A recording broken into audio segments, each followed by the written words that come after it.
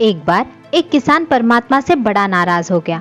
कभी बाढ़ आ जाए, कभी सूखा पड़ जाए, कभी धूप बहुत तेज हो जाए तो कभी ओले पड़ जाए। हर बार कुछ न कुछ कारण से उसकी फसल थोड़ी खराब हो जाए। एक दिन बड़ा तंग आकर उसने परमात्मा से कहा, देखिए प्रभु, आप परमात्मा हैं, लेकिन लगता है आपको खेती बाड़ी की ज्यादा जानकारी नहीं है। एक प्रार्थना है कि एक साल मुझे मौका दीजिए, जैसा मैं चाहूँ वैसा मौसम हो, फिर आप देखना मैं कैसे अन्न के भंडार भर दूंगा।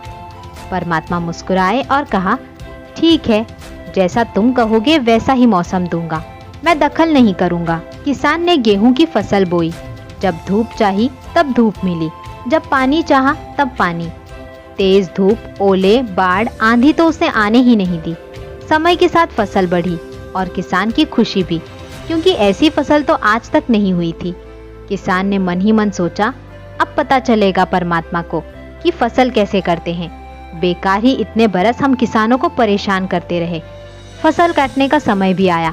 किसान बड़े गर्व से फसल काटने गया, लेकिन जैसे ही फसल काटने लगा, एकदम से छाती पर हाथ रखकर बैठ गया। गेहूं की एक भी बाली के अंदर गेहूं नहीं था, सारी बालियां अंदर से खाली थी। बड़ा दुखी होकर उसने परमात्मा से कहा, प्रभु, ये क्या हुआ? तब परमात्मा बोले, ये तो होना ही था। तुमने पौधों को संघर्ष का जरा सा भी मौका नहीं दिया। न तेज धूप में उनको तपने दिया, न आंधी ओलों से जूझने दिया। उनको किसी प्रकार की चुनौती का एहसास जरा सा भी नहीं होने दिया। इसीलिए सब पौधे खोखले रह गए। जब आंधी आती है, तेज बारिश होती है, ओले गिरते हैं, तब पौधा अपने बल से ही खड़ा रहता है। वो अपना अस्तित्व बचाने का संघर्ष करता है, और उस संघर्ष से जो बल पैदा होता है वही उसे शक्ति देता है, ऊर्जा देता है, उसकी जीवटता को उभारता है। सोने को भी कुंदन बनने के लिए आग में तपने, हथौड़ी से पिटने, गलने जैसी चुनौतियों से गुजरना पड़ता है, तभी उसकी स्वर्णिम आभा उभरती है, उसे अनमोल बनाती है। उसी तरह जिंदगी में भी अगर संघर्ष ना हो, चुनौती ना हो, तो आदमी खोखला ही रह जाता है। उसके अंदर कोई गुण नहीं आ पाता। ये चुनौतियां ही हैं जो आदमी रूपी तलवार को धार देती है, उसे सशक्त और प्रखर बनाती है।